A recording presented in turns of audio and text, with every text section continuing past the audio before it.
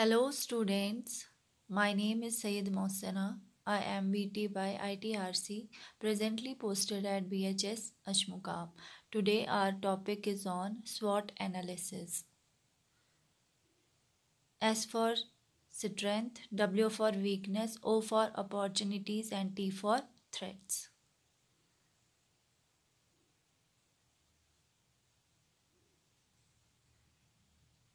Strength. Strength are the things that your organization does particularly well or in a way that distinguishes you from your competitors. Strength होगी आपकी ताकत। एक बच्चा है जो school में पढ़ रहा है तो हम उसकी ताकत देखते हैं कि वो कौन से सब्जेक्ट में अच्छा है और कौन से सब्जेक्ट में वीक है। These might be the motivation of your staff, access to certain materials or a strong set of manufacturing processes. ये बिजनेस पॉइंट ऑफ व्यू से है तो हम स्कूल पॉइंट ऑफ व्यू से समझने की कोशिश करते हैं। अगर आप 10th में हो, आपकी स्ट्रेंथ, आपका मैथ बहुत स्ट्रॉन्ग है, किसी का साइंस बहुत स्ट्रॉन्ग है, तो ये उनकी स्ट्रेंथ्स होती हैं।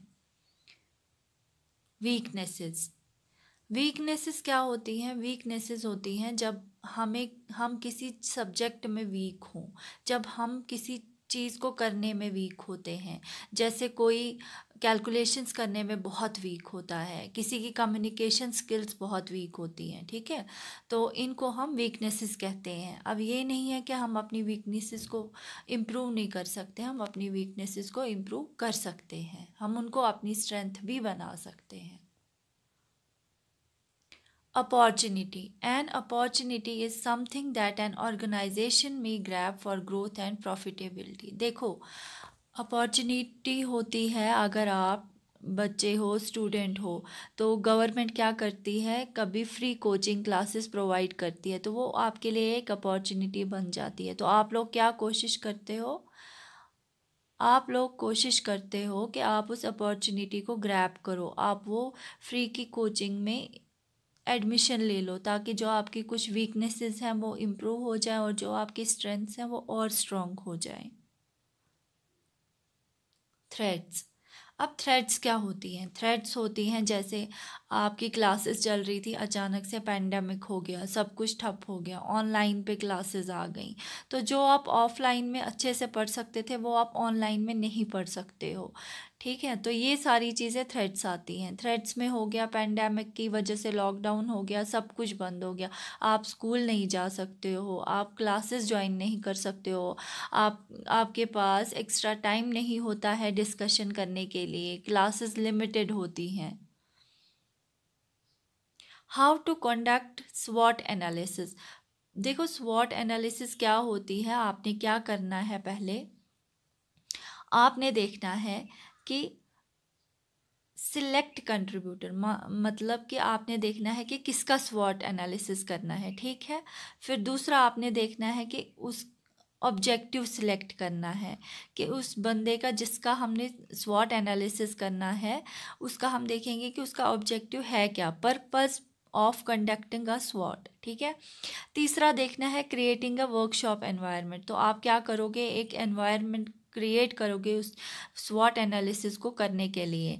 चौथा आप देखोगे allocate research and information gathering task, तो अब आप उसके लिए क्या करोगे, इंफॉर्मेशन जो आपकी है आप वो इंफॉर्मेशन कलेक्ट करोगे। पाँचवें में आप इवेलुएट करोगे आइडियाज़ और ऑब्जेक्टिव्स को, और छवें में आप क्या करोगे, लिस्ट करोगे strength, weaknesses, opportunities and threats, और सेवन्थ जो आपका स्टेप होगा आप क्या करोगे, कैरी योर फाइंडिंग्स फॉरवर्ड, और जो आपने स्वॉट एनालिसिस की है आप अपनी फाइंडिंग्स को आप आगे ले जाओगे और उनके बेसिस पे जो आपका आगे वाला काम होगा वो डिपेंड करेगा।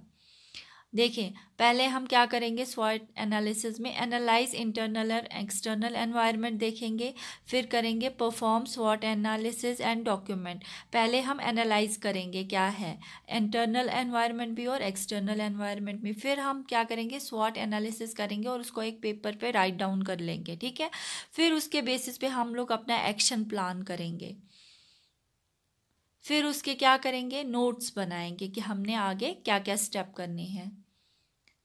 और उसके अब आप देखिए बेनिफिट्स ऑफ स्वॉट एनालिसिस।